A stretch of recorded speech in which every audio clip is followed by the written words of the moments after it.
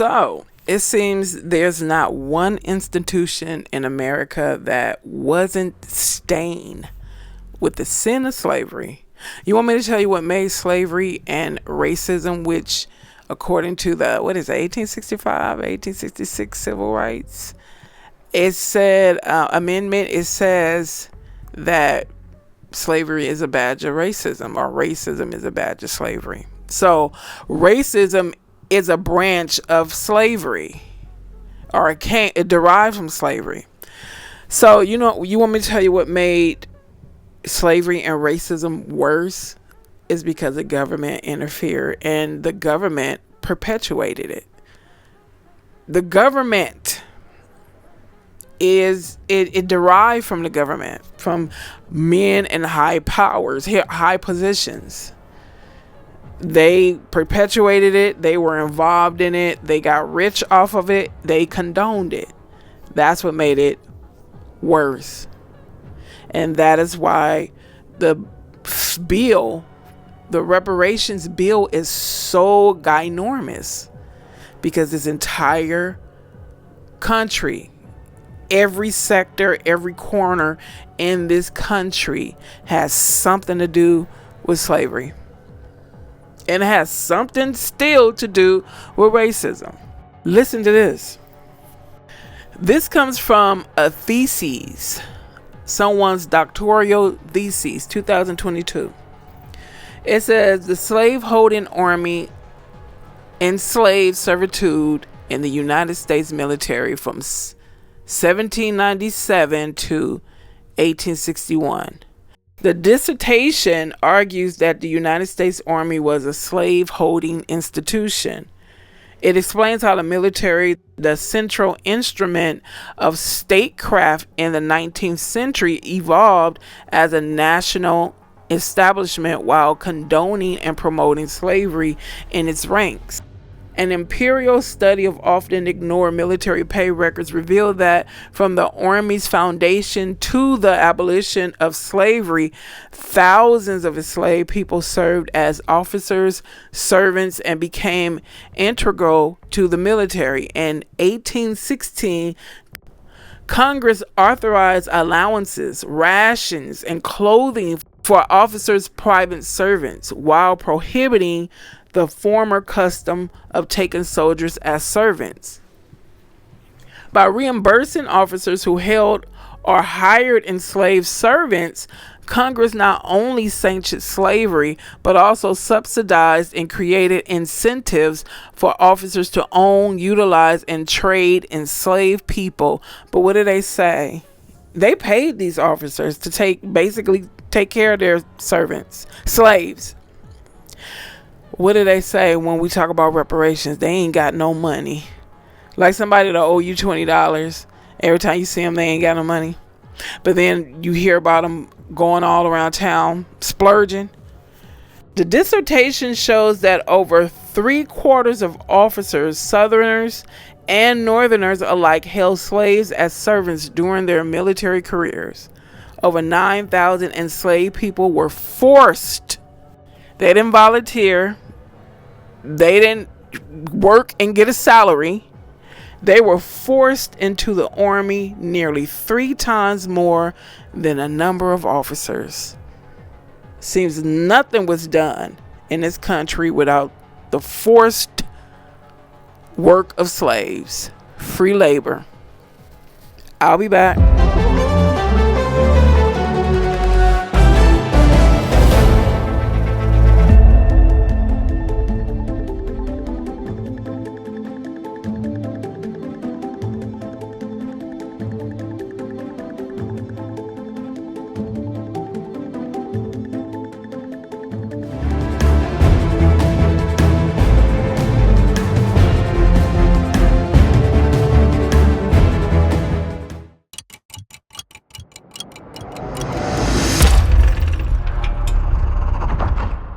Hello everyone, thank you for returning. Thank you folks who check in and check out these videos. Thank you so much. Now let's get on with this.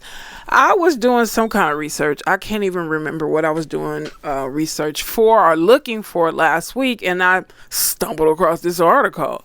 I was like, what in the hell is going on here? So I don't recall ever hearing about the Army being pro-slavery. I really don't.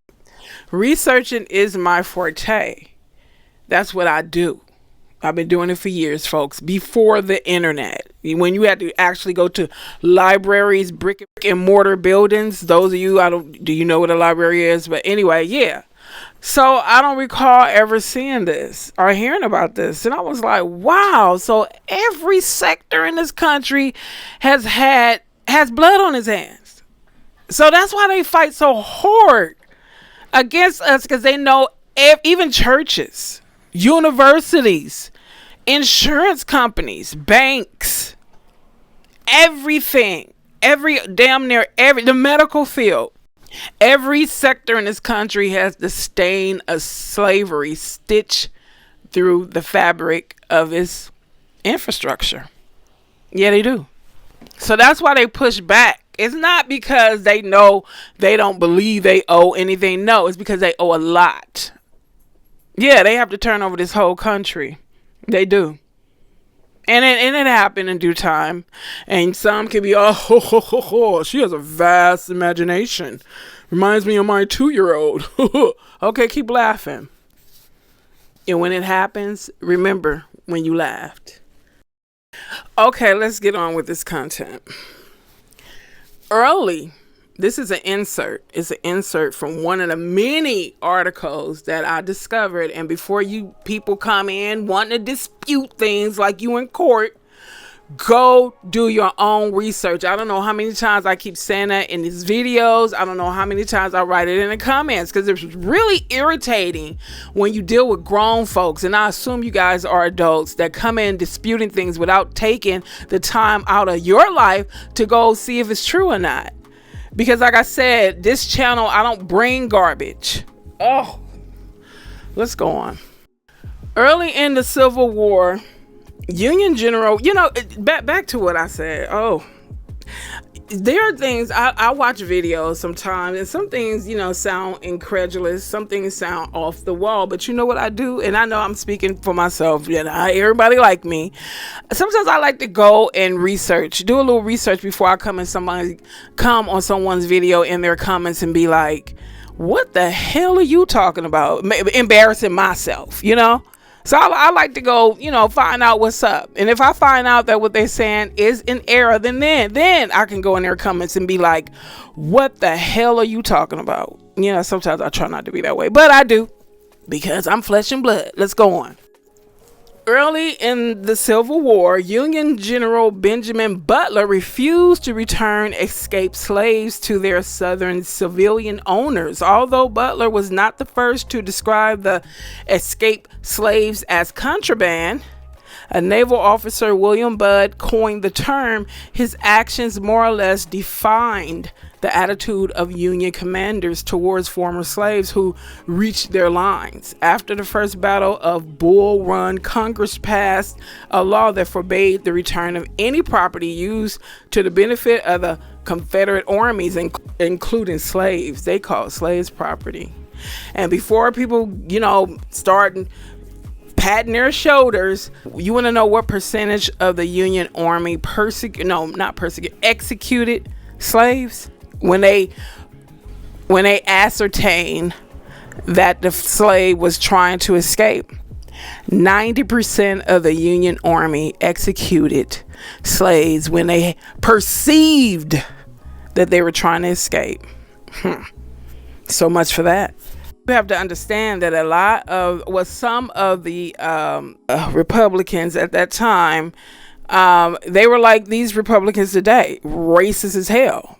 And just because they had the principles that they did, they were opposite of the Democrats, didn't mean they saw all mankind the same. Let's go on.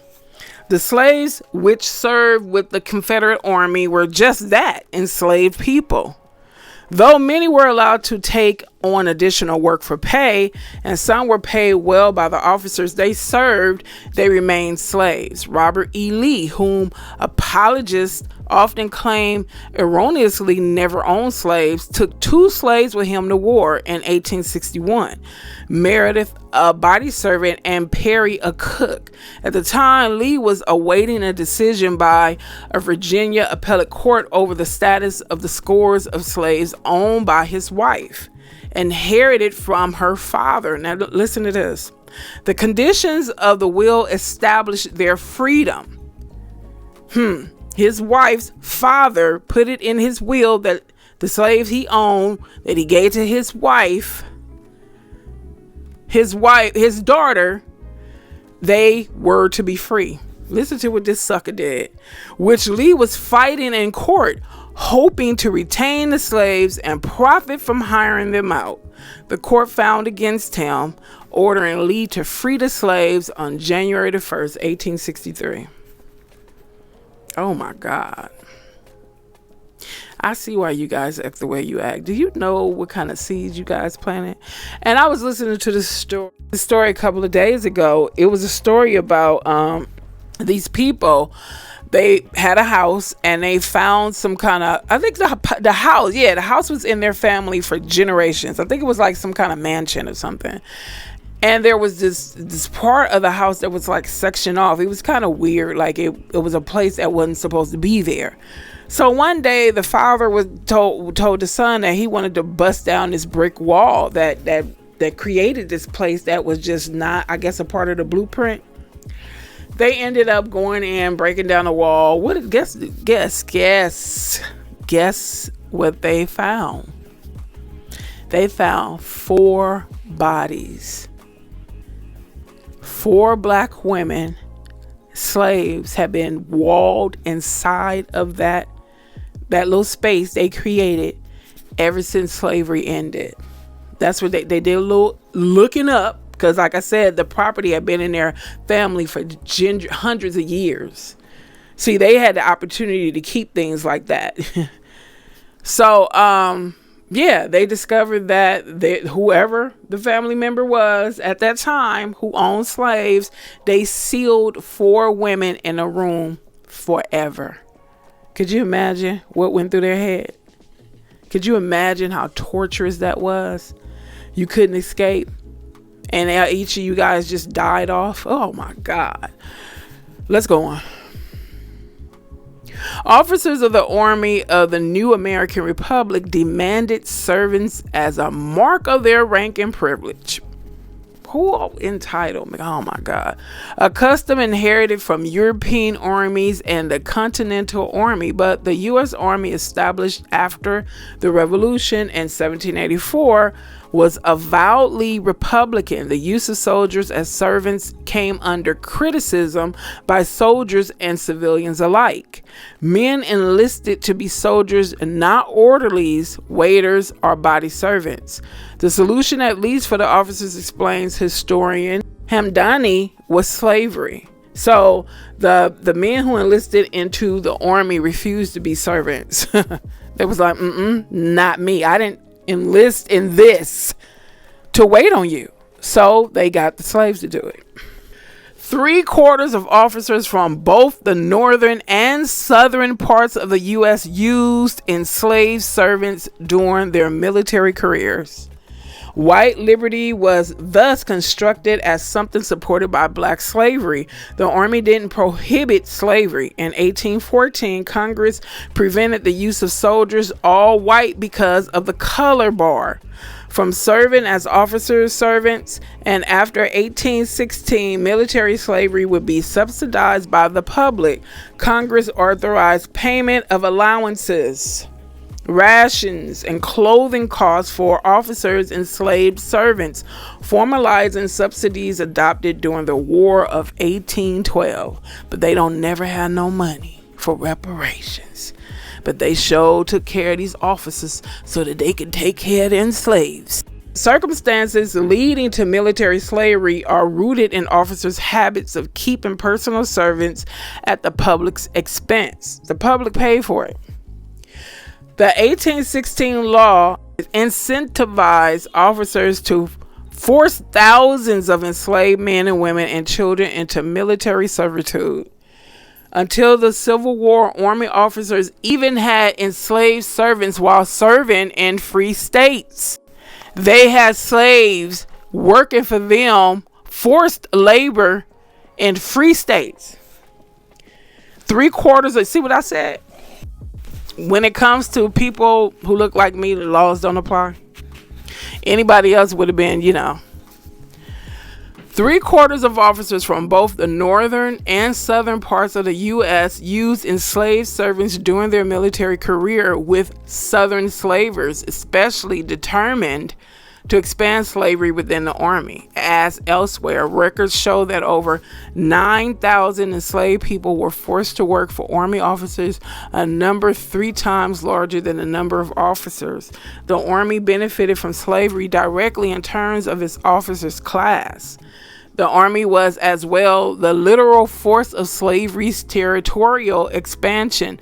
These two facets of the Army's vital role in the slaveholding republic came together in the person of York, enslaved by Lieutenant William Clark as his servant during the Corps of Discovery exploration of the territory of the Louisiana Purchase. After the expedition, York disappeared from the record, with Clark's later claim that he freed him discounted by most historians. More notable of all enslaved military servants were Dred and Harriet Scott, who were legally owned by a U.S. Army surgeon. Unlike York, their fate is too well known. In 1857, 7 of 9 Supreme Court judges, 4 of them slaveholders, decreed that Dred Scott and every other person of African descent was not and could not be a citizen of the U.S. Scott's freedom lawsuit, based on years living in free states as an enslaved servant in the Army, wasn't allowed standing in the federal court. This is some ugh. Over the course of the war, Camp Nelson in Kentucky represented both enslavement and forced labor to enlistment, freedom, and military service. Kentucky was a slave state but remained loyal to the U.S. government during the Civil War. Consequently, the Emancipation Proclamation and other federal policies targeting slavery did not apply to Kentucky. Following the establishment of Camp Nelson in 1863, the U.S. Army benefited from the continuance of slavery. In June, federal officers began to impress enslaved Black Americans in central Kentucky, forcing them to work for the U.S. Army, building earthworks, roads, buildings, and conducting any other labor required. Impressment was the policy of the U.S. and Confederate armies to seize food, animals, and other materials, including enslaved people, to support their operations in the field during the war. The impressment practices at Camp Nelson expanded with the issuance of General Orders Number 41 on August 10, 1863. General Jermaine T. Boyle, commanding district of Kentucky, authorized the U.S. Army to impress 6,000 laborers from the Negro population of the country. So that's why Black folks should be under the title of prisoner of war. You put them in captivity during your war to help you as servants and to build your army infrastructure. We should own an army. And I know some army law enforcement lovers that think I'm speaking blasphemy. I think what you did was blasphemy. How about that? Let's go on. The U.S. military rewarded Unionist slave owners by paying them for use of their slave population. Rates of compensation varied, but the standard amount was $15 a month. The Army also promised to return enslaved workers to their owners after the expiration of the time for which they were impressed. The orders authorized use of African American males from the ages of 16 to 45, but documentation discovered in the U.S. National Archives lists the the impressment of at least 9 women in 1863. Army quartermasters were ordered to issue needed supplies to the black laborers, but the cost of the clothing given to them would be charged to the slave owners. Enslavers were directed to deliver their impressed African Americans to designated points in the area around Camp Nelson, such as Lexington, where U.S. officers would take charge of the laborers and bring them to the military base or wherever else they were assigned to work. Francis Dallam Peter, a resident of Lexington, noted in late August, the people around here are bringing in their Negroes to work on the roads pretty fast. There are a good many in town today, and the work is said to be going on well. Of course, the Union people get paid for the use of their Negroes, while sympathizers don't. The federal officials at Camp Nelson did not just wait for African Americans to be brought to them by enslavers. They sometimes sent troops to forcefully round them up. Peter observed one such incident in Lexington in December 1863, writing, "Just as their churches were being dismissed, a number of soldiers who had been stationed outside rushed upon the unsuspecting Negroes, capturing all the men they could lay hands on. The darkies in great terror ran in all directions, some jumping out of the church windows and all doing their best to elude pursuit. The soldiers, however, caught a good many, of whom they sent off to Camp Nelson to work on the wagon road they were going to make to Cumberland Gap." Yeah, that kind of bothered me a little bit. No, it bothered me a whole lot. These people were coming out of church, and you snatched them up, and then you called them darkies and said they were in terror, and they, oh God, help me, Lord. You gotta wonder why black folks ain't just snapped. That's why they wanted to keep this history of ours concealed. That's why we got to search high and low for our history, because they did some god-awful, terrible things. And just the things that we learn about, imagine what is still hidden. I'm going to try to finish this up. It's not that much more to go. It seems that many enslaved men dread. See, that's why they banned black folks from owning guns. They didn't want you to be able to defend yourself. They wanted to keep running, being able to run into your community and snatch you up or just massacre you. It seems that many enslaved men dreaded impressment by the U.S. Army because they were separated from family members and could be kept indefinitely. They were not paid for their labor. They were not promised freedom. Working for the federal military was just another period of enslavement. Throughout the Knoxville campaign in mid to late 1863, enslaved laborers were forced to build and expand the military roads south from Camp Nelson into East Tennessee, especially the Lexington-Danville Turnpike. At the end of October 1863, over 1,500 impressed men were reported to be working on various roads in central Kentucky. All the supplies and materials the U.S. Army needed were transported through Camp Nelson and down into Tennessee using these military roads. This meant the U.S. Army campaigned to capture Knoxville and liberate East Tennessee from Confederate forces relied on slave labor. This is, you know what, God?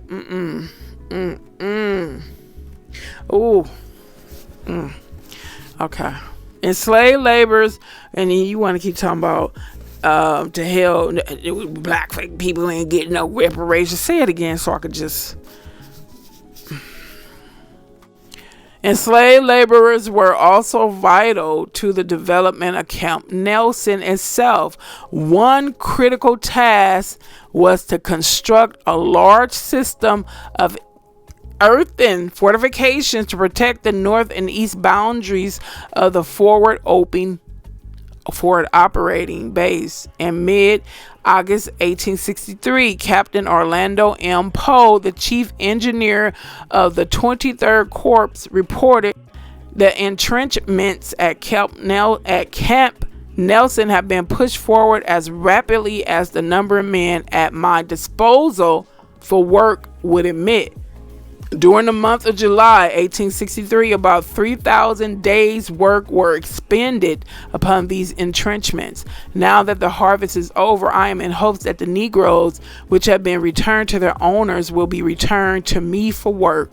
In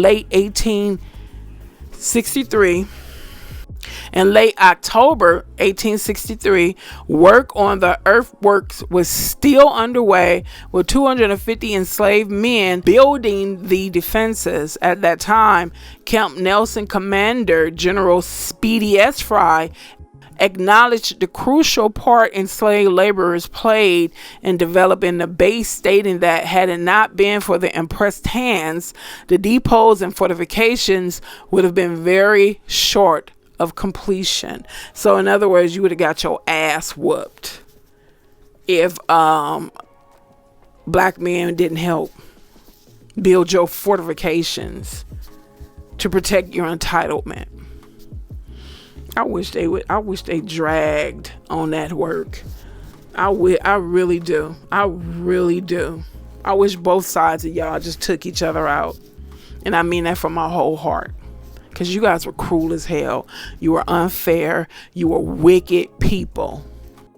Your ancestors was wicked as hell. And I see why you don't want to talk about it. Because you know what they did was wicked. Building roads and fortifications were grueling, back-breaking work, all of which was completed with simple hand tools like picks, shovels, and axes while exposed to all kinds of weather. Even though they were not laboring for the U.S. Army by their own choice or for their own benefit, impressed workers still became a military target for Confederate raids in Kentucky in October. It was reported that several hundred men working on one of the roads were scattered by recent raids, but are being collected again. God, you know what, God? I don't even know if I can finish this. And I think I only got like a few more minutes. This is just like think of a person that just loves to torture somebody, just sadistic. That's what it sounds like. The labor provided by the African Americans was too important for the U.S. Army to lose. Besides the hard labor, some enslaved men were forced to endure the indignity of entertaining white federal troops. In a letter home from Lexington in September 1863, Massachusetts Private Jabez N. Smith explained, "They are taking the slaves here and sending them to the front to work on the RR. There was over 100 in a slave pen right back of this tavern, and that night we got a lot of them out and got them a dancing and singing and had quite a jolly time." The federal military's use of impressed laborers continued into 1864, even after the successful conclusion of the Knoxville campaign. Not all of the impressed laborers were at Camp Nelson at the same time or for the same amount of time. Black Kentuckians were forced to work at the military base and in the surrounding area for as little as a few weeks to 4 months or more. In total, around 1,900 African Americans were impressed by the U.S. Army at Camp Nelson. The last enslaved workers left March 1864. Many of these men later returned by Camp Nelson, but for a very different reason, and more importantly, by their own choice. The U.S. Army relied on enslaved labor in Kentucky throughout 1863. But as the war progressed, military necessities required a more drastic move. Yeah, okay. And then thousands of black men made their way to Camp Nelson to enlist with the U.S. colored troops. Many enlistees were also accompanied by their wives and children. Families wanted to stay together, and many feared retaliation from angry slave owners if they remained at the farm, plantation, and other place of enslavement. At Camp Nelson, black refugees faced uncertain futures and often harsh treatment until the U.S. government eventually established procedures for caring for and ultimately freeing them. Yeah, I'm done because I'm a little irritated. And what's so effing sad about it is even after they helped and fought in your damn war and helped you from getting your ass beat, you guys still betrayed them. You still treated them like animals. You ingrates. Okay, so there's no point in me getting upset because there's gonna be a time when the seeds you plant, I'ma see it with my natural eyes. Because you did my people wrong. And then you got the nerves to keep sitting your ass on your high horse, your imaginary high horse, mocking, taunting. Mocking and taunting. That's all you've been doing for over 400 years. Don't you open your mouth. Don't you fix your damn mouth again and ask us to do anything with it.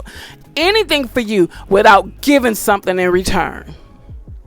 Your arrogant ass. You gotta be arrogant and full of yourself to sit there and ask us to help you when all you've done is do nothing to help us, and the little bit you did, it ain't enough because it still kept going on. So don't you come talk to me about no damn underground railroad. What did that do? At the end of the day, did it solve all the problems? Because even when our people escaped from the South, the raggedy, disgusting South, they went to the North and they still face discrimination. They still face racism. So, it wasn't enough for you guys to do anything to stop it. Because you saw it and then you went home and was like, oh, well, I'm not going to mess myself up with these good white folks for niggers. That's what you was thinking. All right, black folks, I can't. I'm done. Thank you those who came, who stood, who was able to take it and came to the end of this road with me. Thank you. I'm out. See you in the next video.